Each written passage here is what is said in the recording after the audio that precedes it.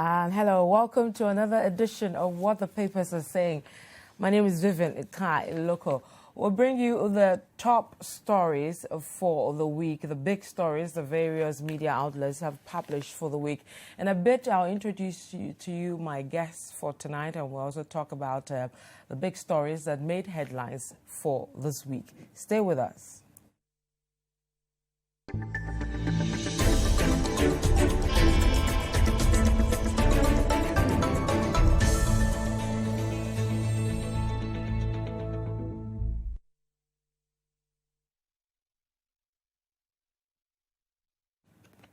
So my name is Vivian Kai Lokko. I'm here with Samuel Attah-Mensah, he's the head of articles and features here at City FM and City TV, as well as Samuel Attah-Mensah. He's also with City FM and City TV.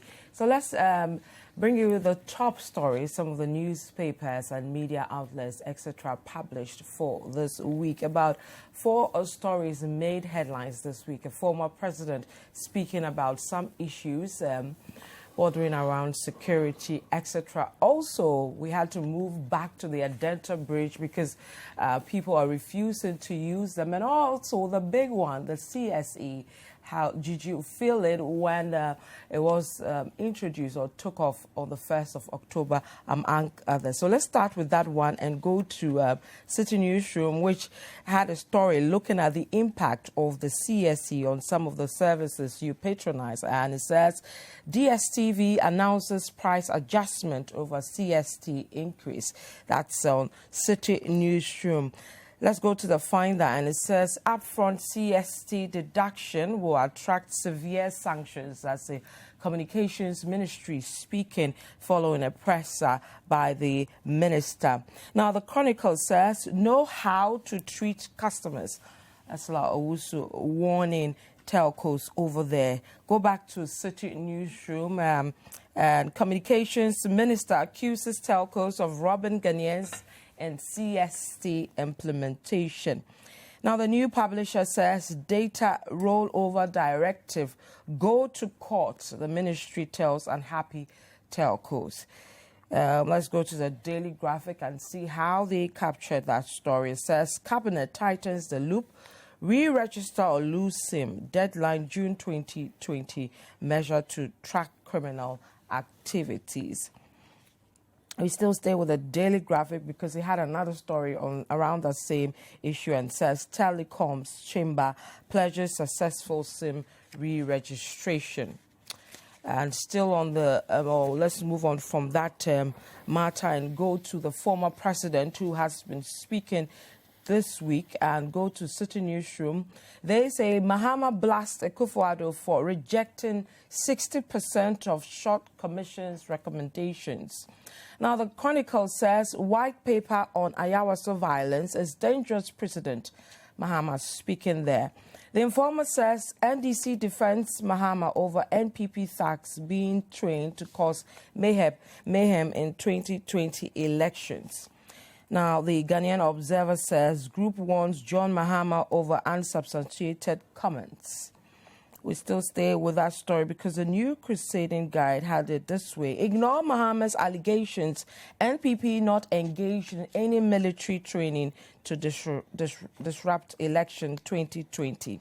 And let's go back to the City Newsroom. It has 2 other stories on that. It says, ignore Mahama. We are not training men to disrupt election 2020. This is coming from the NPP. Still on City Newsroom, it says, Mahama's claims false. NCA didn't target NDC radio stations. This is coming from the Communications Ministry. When he met with the GJA, he spoke about 3 or 4 things. One, to do with the shutting down of the radio stations, the training of men to disrupt elections, as well as the Ayawaso report. So those headlines capturing 3 of such stories. Now let's move on to another story, a very sad one for this week, to do with the Upper East floods.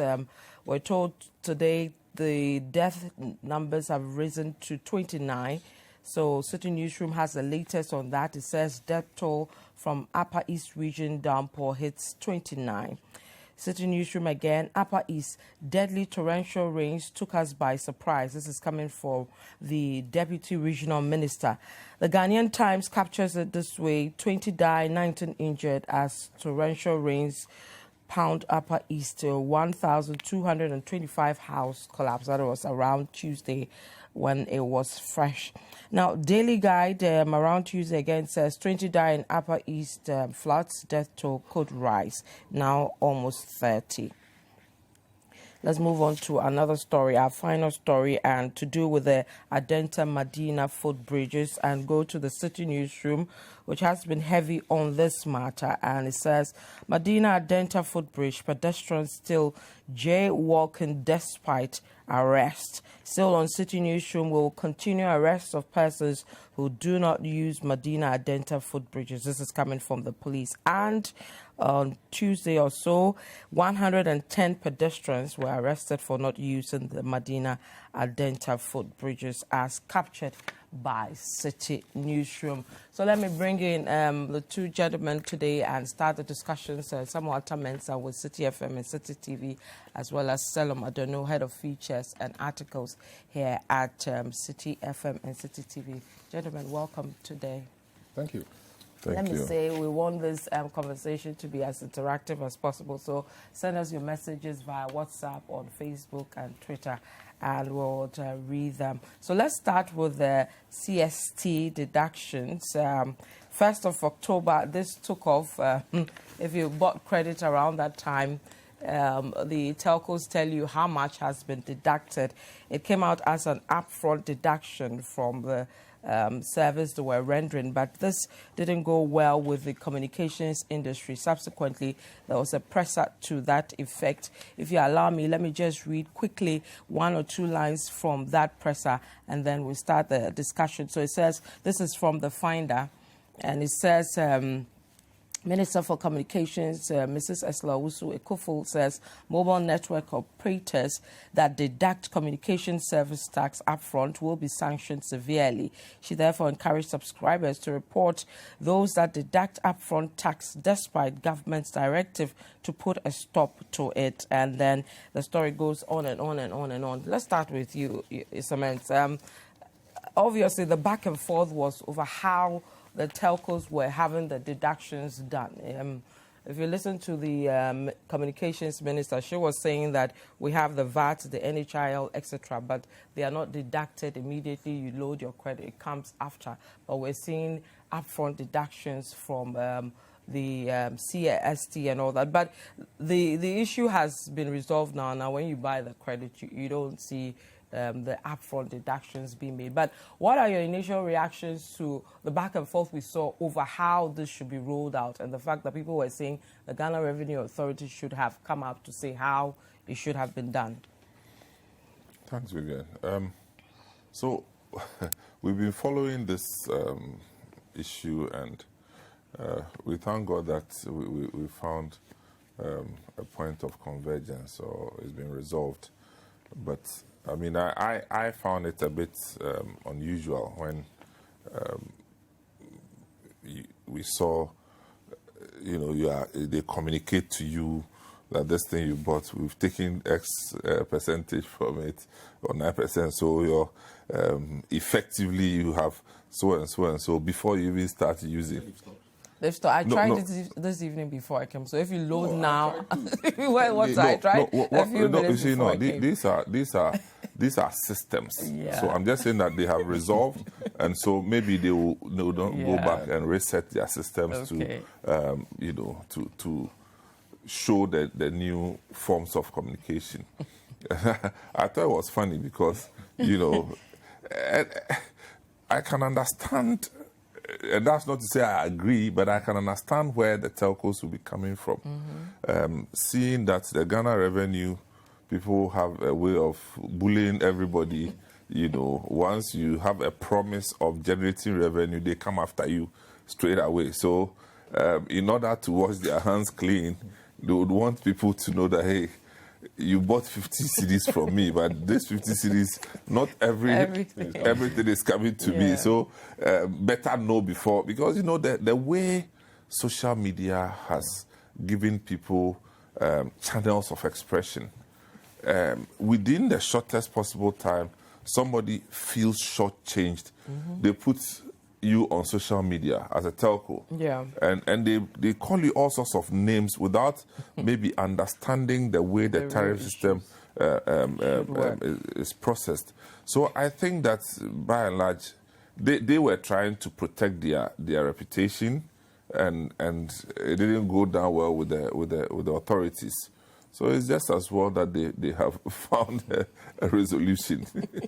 Well, you say you tried it again. Yes, I actually tried 5 CDs, and the guys were laughing at me, saying, "Do I still buy 5 CDs worth of credit?" No, just to test the thing. Because it was not going to amount to anything. So yes, I also experienced it. I hadn't heard the announcement that it was going to be an upfront deduction. So when I recharged around the time the tariffs took effect, or the taxes took effect, I was a bit surprised it happened so, but I wanted to see what would follow or what would happen in the following days. So it wasn't long before others also started expressing the same sentiments. Then we heard that was what was happening, because we all thought it was going to be like the usual thing. Taxes are increased. Yeah. There's a way your 10 CDs or your 5 CDs worth of credit on your phone shows, but they have a way of deducting it, nonetheless. So I thought about it like that.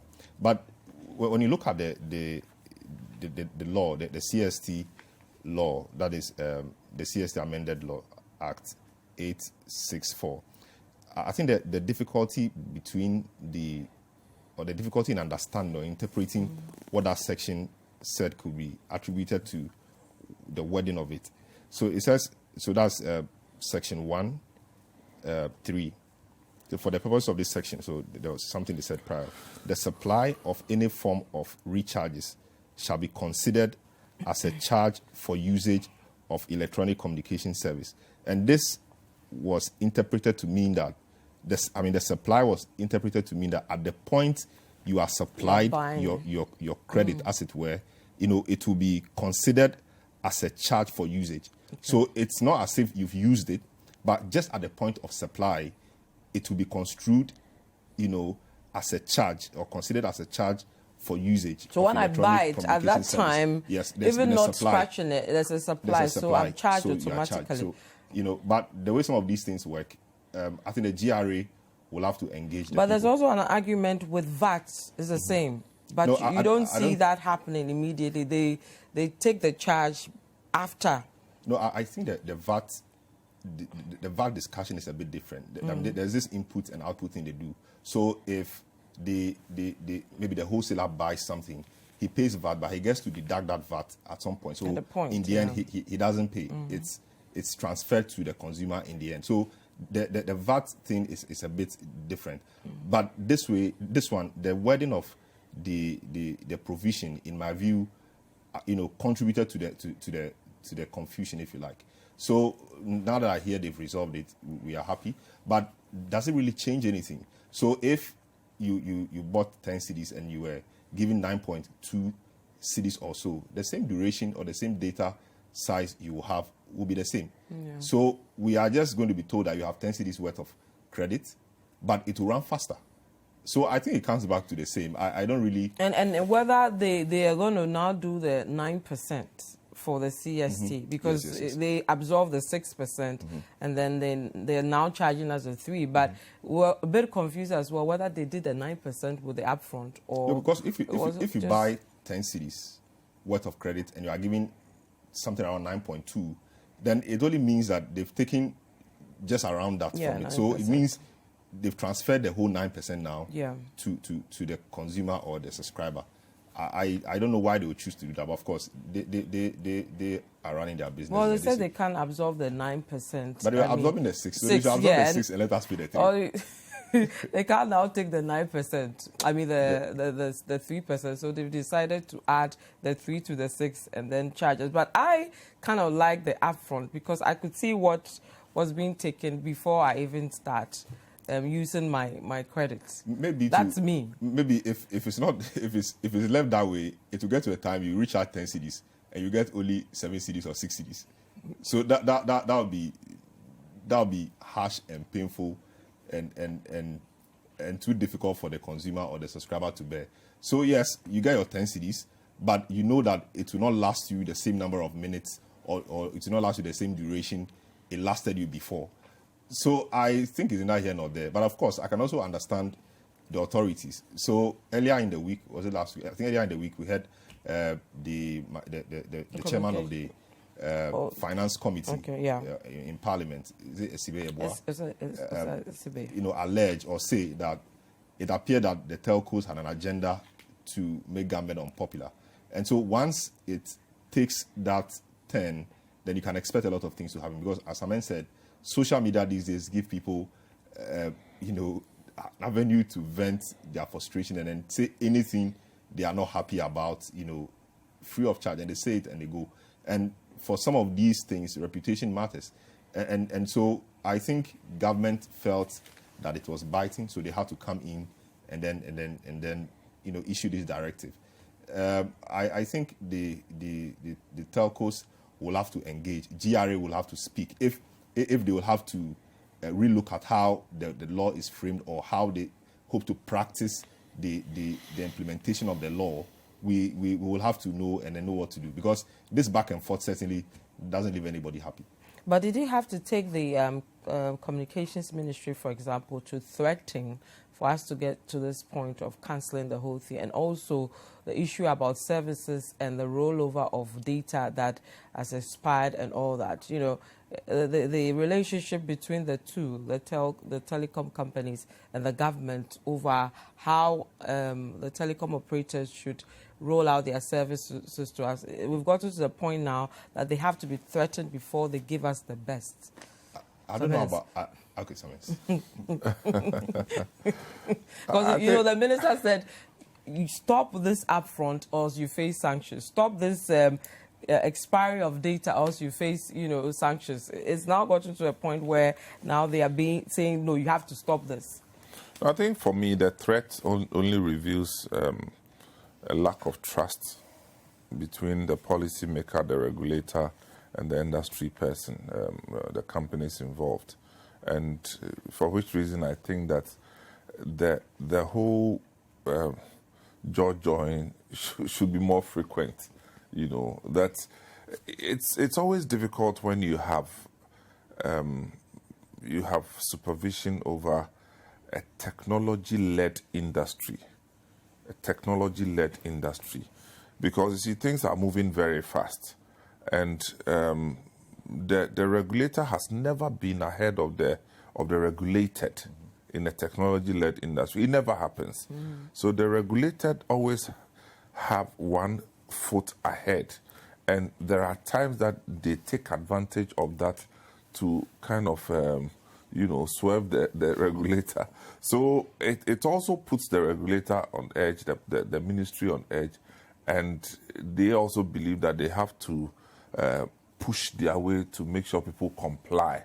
So, it may be just a communication issue to try and enforce a new policy. And I think it's worked for the ministry. So, but the thing is that there were other issues that were raised, which I know from the news that I read that consumers were very happy about, regarding the expiration element in the usage of data. Which really, for me, doesn't make sense. I don't know whether it's a systems calibration of their systems or whatever it is. But really, when you buy data and it tells you that you have consumed all the data, how do you verify? I mean, how do you verify? Because sometimes you buy data, you just go to, let's say, Facebook, check one or two things, and then that's it. No, it's not check one or two things. You see, people forget. It's normally not what you check. It's the settings on your phone or whatever that determines how fast your data will run. It's the settings on your phone. Because for all you know, you have certain open settings that actually keep other sub-apps running. So the moment, once they are active, you may not know, but they'll be running. And so that's why at times you have a certain amount of data, you make one or two moves, the next you see is data complete, finished.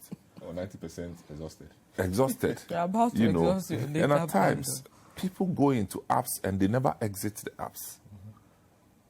You go onto YouTube watching something, and then you have a call. You forget to exit YouTube. The thing is running. It's very common. I'm telling you. So this is what happens all the time. And that's why people don't understand how the data itself is consumed. And so they see it as a commodity, and I have bought X amount, and they measure its reliability based on duration. Not consumption, duration. I bought data, and only 2 days the thing is finished.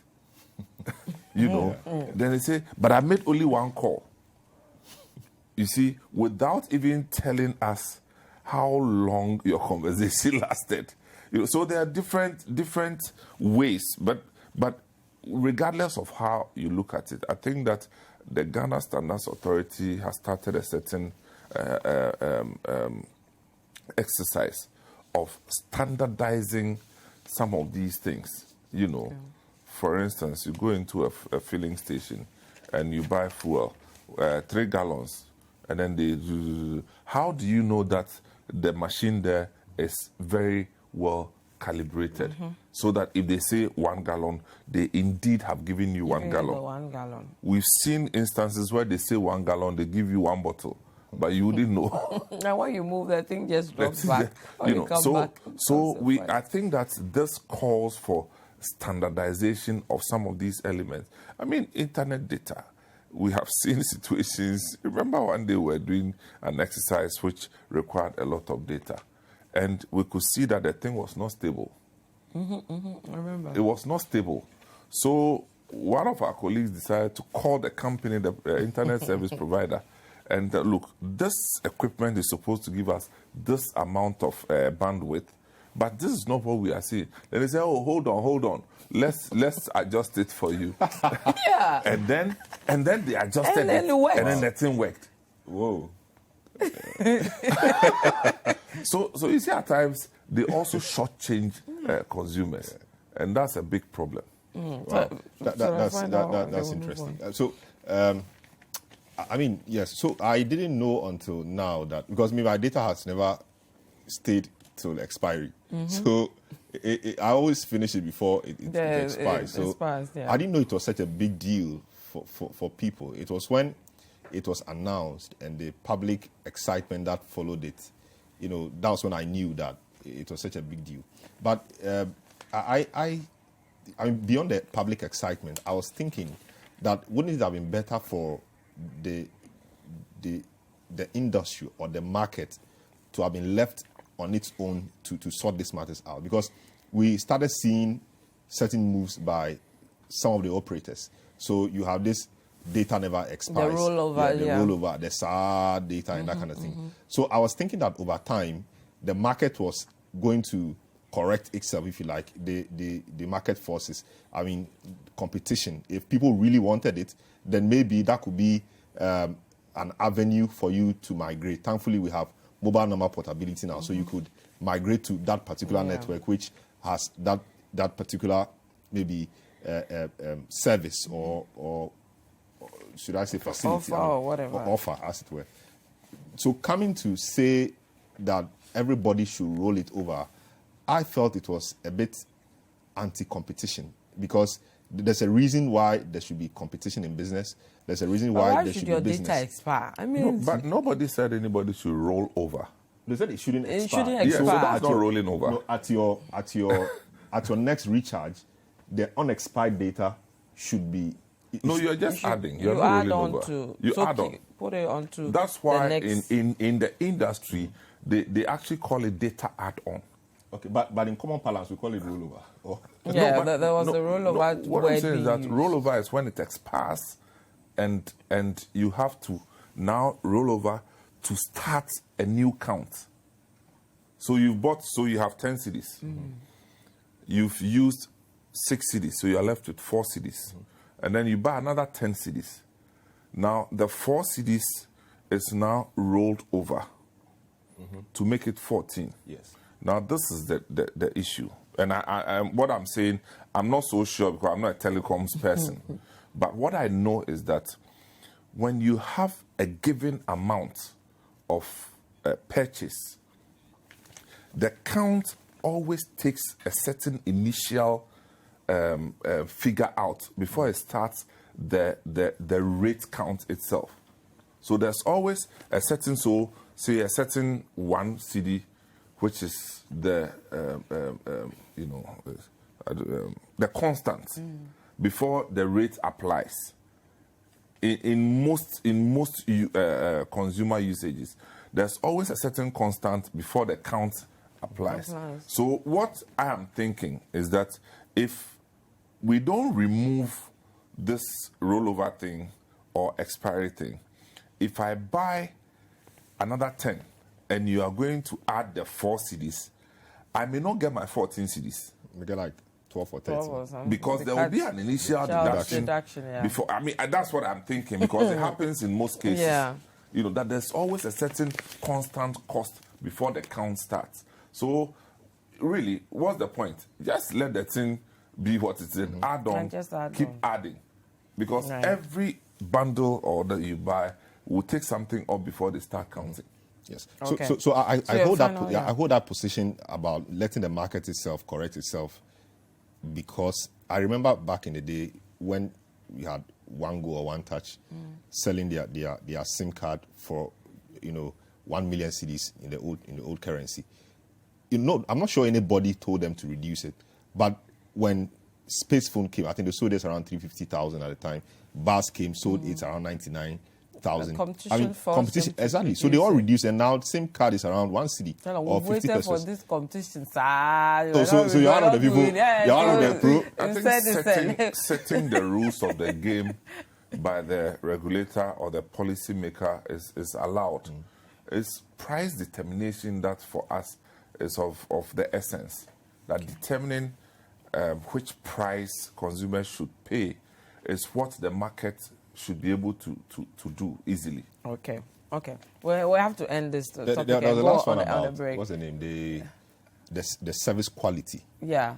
So the service quality is a very important part, but the tone of the statement. Okay, so you said the statement was threatening. Yeah. That, for example, you ensure that your service quality improves, else you face sanctions. Not in so many words, but service quality is not just a function of the operators, of the telcos. Other factors come in. Government, for example, is a key player in that. So if a government contractor is constructing road somewhere, you want to talk about the fiber cuts and that fiber cut and service to a particular area is disrupted, I'm not sure the telcos can be blamed solely for that, because they've been intervening factors. So why do you say you punish the person for that? Already, but you take into consideration all that, those fiber cuts and all that. There are ways of reporting some of these mishaps. Okay, I have to end it here. So you're watching What the Papers Are Saying. We'll be right back. Stay with us.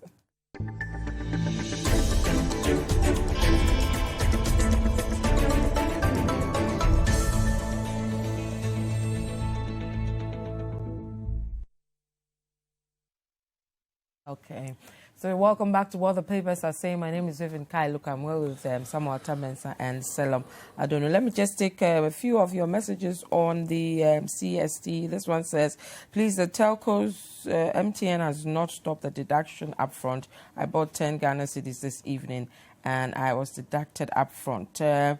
Please, the issue has not been resolved. Maybe we, the people of Cape Coast, have not been part of the resolution. I just bought credit now and it has been deducted. This is from why it says CST upfront deduction has not stopped. Just this evening when I recharge my account, it's still deducted me. It looks like it's just me that I'm experiencing the no upfront deduction. So, well, special. Okay, let's move to our next issue.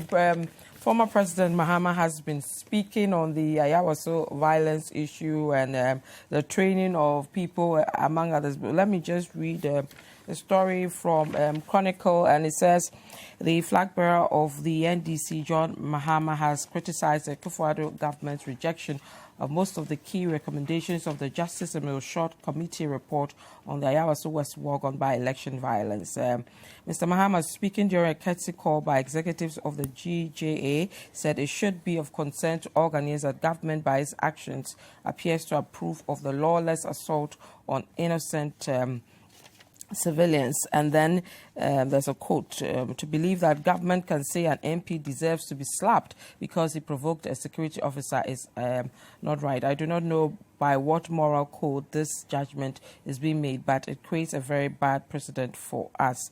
Mr. Mahama also argued that the actions of government provide a sinister premonition of future attacks by government-trained thugs targeted at government political opponents. He said there was evidence that government is training able-bodied civilians at a government military training facility. Quote, is a worry that Ayawaso West Wuogon will be repeated on a larger scale than it did. And then the story goes on and on and on. So former president raising a number of issues. One, the Ayawaso report, obviously not happy that government rejected about 60% of it. And also allegations that government was training some civilians at a military training facility, among others. Salam, let's start with you. I mean, that was quite a serious allegation to make, that government was training thugs or people at the Asuchari camp, I think he said. Yeah. And so he made a comment when he was speaking to the GJA executives when they visited him to invite him for their 70th anniversary or so. I think that was a very serious allegation, and I think it flowed from his comment on the Ayawaso West Wuogon violence and the subsequent commission and its report, yeah, and the white paper. So I think his view was that the manner in which the president dealt with the white paper, did not suggest that we as a country were serious about solving the vigilantism problem. Election violence. So, and I think he also felt that the media wasn't giving it enough, airspace or time to discuss the matter thoroughly. So he makes this allegation. My only difficulty with that is it is a very serious allegation. So you don't just say it and then leave it in the air. We know that he may have some information as former president, I don't know. But I expected that he would give some extra information, just try to substantiate it a bit, like he tried to do when he met the diplomats in respect of the Ayawaso West Wuogon violence. Yeah. He tried to show some videos and some pictures. Not all of them were perfect or perfectly on point, but at least he tried to show some evidence of something. I think that is the standard we should be holding our key political actors and our leaders to. When you make a comment as serious as this, I think you must provide knowing very well that you are privy to more information than us. Yes, so I think you must provide some minimum information or substantiation of it. He also made another point about a letter which came out some time ago. I don't know how, but I think we also saw it here. I don't know if it's genuine or not, which I think it came from the Upper West region to certain constituency people, asking them to provide able-bodied people for training. I think government is rubbish that. Government has said, or the party said it wasn't true.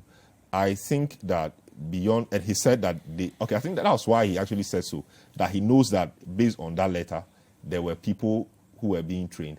I think civil society and the media and everybody must open its eyes a bit more to see some of these things. We must call it what it is when we see it. We must not necessarily wait for people to, when Mahama talks about it, it becomes very political. So you realize that when he spoke about it, the NPP came out with a statement, rubbished it, did a press conference, rubbishing it, etc. So it becomes politics. But in the end, we are the people in the middle. We are the people playing on the field. So it affects us.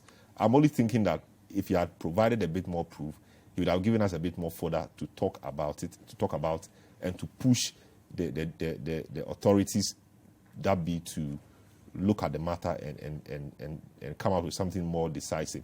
Right now, as it is, it's just an allegation.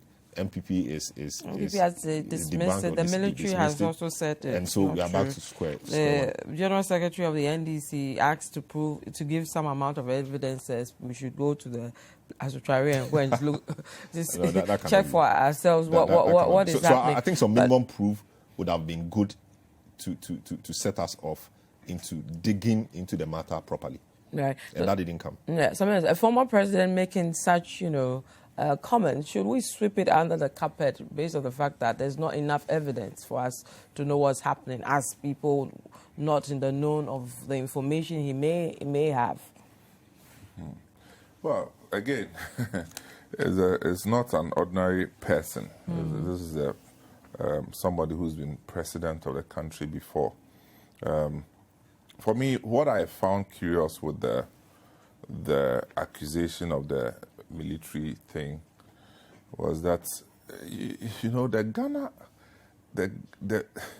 Ghana Armed Forces, and for that matter the military, is a very serious institution. They take themselves very seriously. I mean, in this dispensation, we as civilians don't have too much of interaction with the military, and so younger people don't know how the military processes their activities. I'm wondering how civilians would just wake up and go to a military camp that they have come to train. Or the government said we should come and train, so we have come. That was the first thing that hit me, that the military that I know will not just sit down and allow political party people to just jump that, hey, we've come, we are using your facilities too. So from the surface, I struggle to find seriousness in it.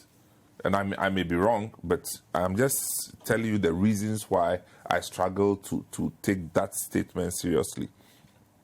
And again, if that were indeed the case, I'm not sure that the former president and the NDC would have stopped at just a passing statement to the GJA, because this is a national security problem.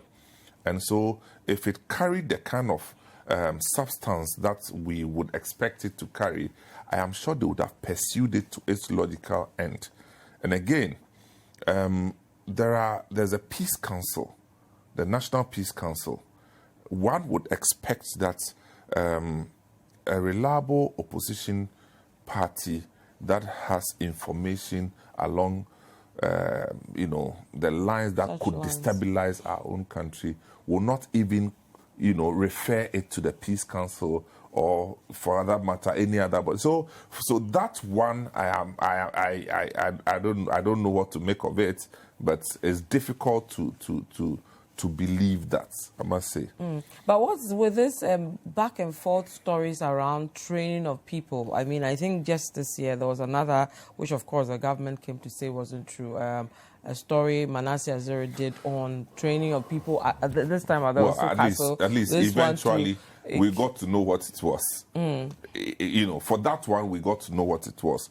But, and there were, Manasseh may have gotten it wrong in the detailed description or the essence of his documentary, but at least there were some human beings there. You understand? But in this case, there's nothing, there are no indicators. They've not shown us anything yet. There are no indicators. And I'm saying that I don't think the military will sit down for a thing like this to happen. I doubt if the military will sit down for a thing. I mean, the military people, they are just quiet. Not that they are not weak people. Anyway, so the military people are watching. They know what we are saying is the truth. That's true. And then there was another statement on the Ayawaso report. Yes, he also reacted on that he's surprised government rejected. Very much so. I mean, we were even on this program. Yes. We condemned government's approach in dealing with the Commissioner Emil Short's report, because really you commission, you put a commission together, and then you say that look, I trust you because, and I remember when they were being sworn in by the vice president, they gave all the accolades about their background and their experiences and all that, So you give us all the hope, and then they bring the report, and then, as we say here, you boiler the report. That was the point of setting up all really, this commission. what was the point? But somebody too says that they were supposed to give recommendations. Recommendations are not binding. And recommendations are not binding. So it's just, for me, it's a promise to the people and then being disappointed. So I can understand where he is coming from. But when the former president said that it's unprecedented, I asked myself, what's unprecedented about this? That's go give me recommendation. Yes, you have. And I said that I'll use this, I'll not use that. You can be disappointed. And we are all disappointed, but it's not unprecedented. I mean, the other day, some people were put behind bars by the Supreme Court. The Muntie people. And he was president. What did he do? He removed them from prison. So which one is unprecedented? The whole Supreme Court put people, you are the lawyer. Yeah, but he had the power to remove them. So say when the president has the power to reject or accept the recommendations. I'm just saying that we I'm not happy with the president rejecting. Yeah. I'm not happy with that. But I'm saying that for President Mahama to say that it's unprecedented, I'll compare the two. The Supreme Court of the Republic of Ghana has made a ruling and put people behind bars. And you say, no, I'm the president, come out. Which one defies logic? So, yes, let's be fair. What happened was not good. We all agree. But when you start talking about unprecedented, that's where I depart from. Yes, so certainly not unprecedented. I mean, and it will not be the first or last time that a president will set up a commission and accept and reject some of the recommendation. There's a reason for the white paper. The white paper review. Yes. Under Mills. Yes.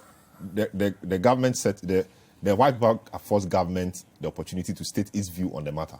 So you can't. You may choose to accept all the recommendations, but you are not bound to accept all. You may even decide not to accept any because they are just recommendations. Talking about it being unprecedented, in the Constitution Review Commission, that was also a commission chaired by Professor Fiajo under Mills. The report was issued. President Mahama at the time was the president. He published a white paper, and the white paper rejected some of the recommendations of the commission. No, that's why President Mahama says 60%. 60%, which is unprecedented. Okay, so the percentage more than 50%. Maybe he rejected 30. 20 or something. All right, so just a quick one on the. I think you asked a question about why all this training of young people for political purposes. Is there alleged? Is it happening? Yes, alleged. But I think if it's happening at all, it is because our political actors, have decided not to trust themselves. So there's a lot of mistrust amongst the political actors to the extent that when they are in power, they no longer trust the official security agencies of the state. So they begin to treat the security agencies of the state as appendages of the governing party or the government. Yeah. And it is the same thing we're seeing. So, I mean, even when people were in power, Rawlings in the revolutionary days had this 64, this 64, is it battalion? Yeah. Commandos. Yeah, the commandos, yes. It was to serve a similar purpose. So he wanted a more powerful group that would be maybe superior in intelligence to offer protection and security for whatever. And now we are being told that Nkrumah too had his own private army, right? Captain So your show coming up. So you have a foretaste of the show. So I think it's a mistrust. And now that we are in a competitive political environment, that mistrust has grown. And given what has happened in Ayawaso, I think that the mediators, the National Peace Council, the other bodies which have the mandate to call people to order must get to work and then ensure that none of these allegations, are really happening. Yeah, because it's dangerous. When you look at what happened in Ayawaso, I'm sure NDC will go into the next election also very prepared because they felt that they were defeated by this other group. Yeah. And this other group, if they want to come again at all, I'm not sure they will come in this manner or in this form. They will also want to come with an upgraded version of things. Yeah.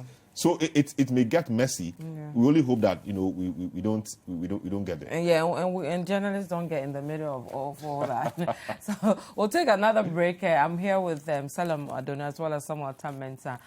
My name is Vivian Kai Lokko. Stay with us. We'll be right back.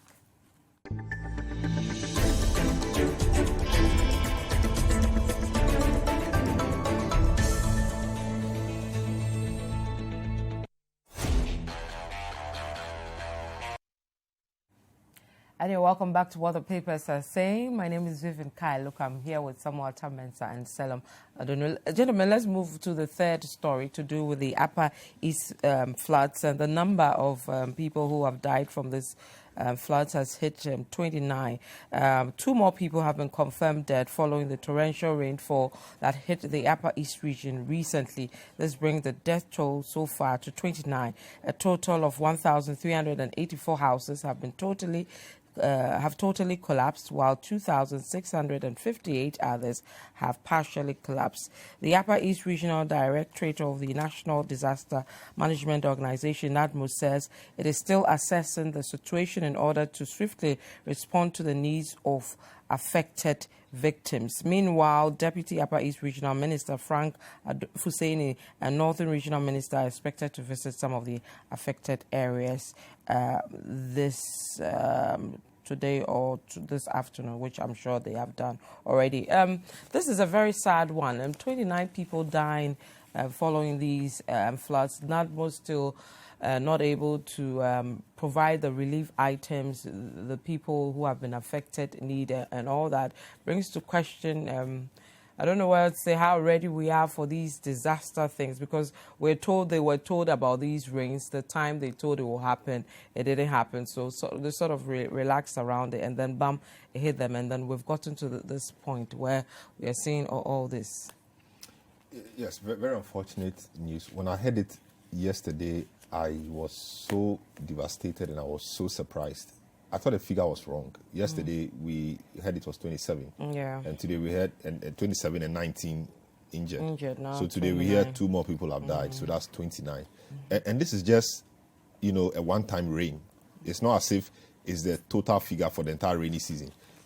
In previous years, this kind of numbers are seen for over the entire rainy season, for example. And even 29 is quite high.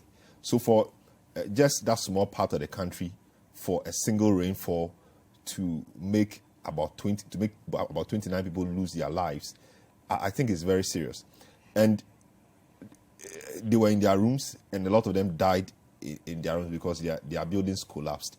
I think it calls to question the kind of buildings that people in that part of the country use the mud and the clay and all that. So these materials are not strong enough to withstand heavy rains. Even people who live in very well-fortified buildings sometimes even suffer these things. How much more people living in mud houses and houses with blocks which have very little cement in, cement components or cement ratio in them and all.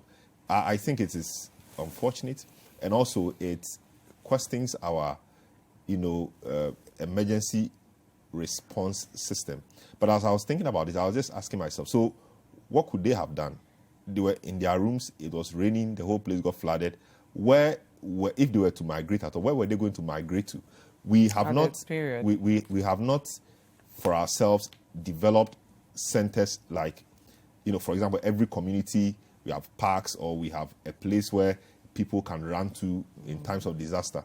We've not done those things for ourselves. We've not built such places for ourselves. So you can imagine somebody is in the room, the person is stranded, trapped in the room, the buildings are breaking on them, and they have nowhere to go. They cannot do anything, and they stay in it and then die. And the other disappointing part is we hear they are still mobilizing relief items from Accra. We still don't have At the this relief we time, need. they don't need to be, they don't need to be up there mobilizing resources from Accra. Accra should actually move there. We have military aircraft, we have maybe helicopters, etc. By now, we should see a lot of relief items being flown to them. Very important. I'm sure by now, some of these items have reached them. Well, they've But been we appealing need to to see a lot more of everybody that. to help. Is it that we don't have the relief items to help? Because if we do, I don't see why the authorities are waiting or taking their time to take these items there. It looks to me that perhaps they don't have it. The storehouse is depleted. Yeah, it looks to me. But has NADMO, I'm not sure NADMO has said they don't have well, resources. they haven't said, but they've Yes. appealed to... But there's always appeal. They can always be appealed. Well, so send what you have. What else you are appealing? I'm just disappointed that Yeah. relief items haven't reached them fast enough. And by now we should see serious medical attention for the injured ones. I don't even know where the rest of the people are sleeping, because we hear about 600 of them have been displaced. Yeah. We don't even know where they are. Even are. in the U.S., was it 2-3 years ago? There was a similar incident, one of those strong winds, and Joel Osteen came up for mention because we hear He that turned away his that church he didn't allow people yeah, to go use use his church. I don't know what the response of the church was. I don't know whether it was Well, true in or the not. end, No, they they opened said- their doors. They said it wasn't true. Yeah. They said it then wasn't they true. Okay. allowed So people to it tells you that disasters can happen anywhere. But how you respond to them is the issue. Even mighty US, they had to resort to churches and things to accommodate some of these people. It is not something that we cannot do or something that is beyond us. We should be able to start making those baby steps to get places in each community where people can go when disaster strikes. Okay. For some. Well, I mean, clearly, this NADMO institution is seriously under-resourced. I don't know whether it was deliberately built to be deprived or because at all times when there are issues of this They nature, can't step up. NADMO is now looking for something. Yeah. We are not such a wealthy country, so you can understand. But I'm thinking that there has to be a certain seamless collaboration between the security agencies and NADMO, because the military is always prepared for disasters or things like that. And days after this thing happened, I have not seen. I don't know whether the military has moved in. No, we haven't or seen not. I any haven't of seen. this.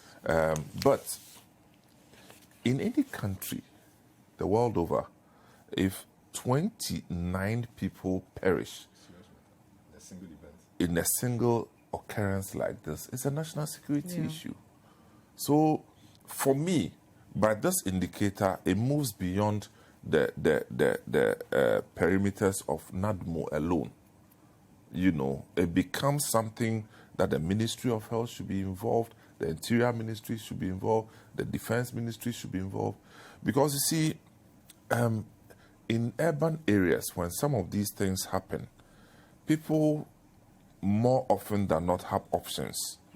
Options in terms of relocating themselves to either friends' houses or other family members' houses. But when you are in the rural setting of that nature, you don't have options. And if you've been to this area where the flood occurred, you will see that the distance between two villages, is so far apart. And so it's a very pathetic situation. But our response should give us a certain kind of hope that at least the institutions are at work. I am not so sure whether so far we have exhibited that. Okay. Let me take, we have just 1 minute or two go. Let me take a few of your messages. This one says, my sympathy to the bereaved families. The people building at the waterway should move upland. I am from Upper East, but I'm sad this happened. This is from John in the Volta region. Good evening, Madam. I think the government should continue to protect the people at Medina Adenta Footbridge, obviously on the pedestrians issue. Whether upfront deduction or whatever, the value is still the same. This one says, it is really a sad moment for our brothers and sisters in the Upper East region.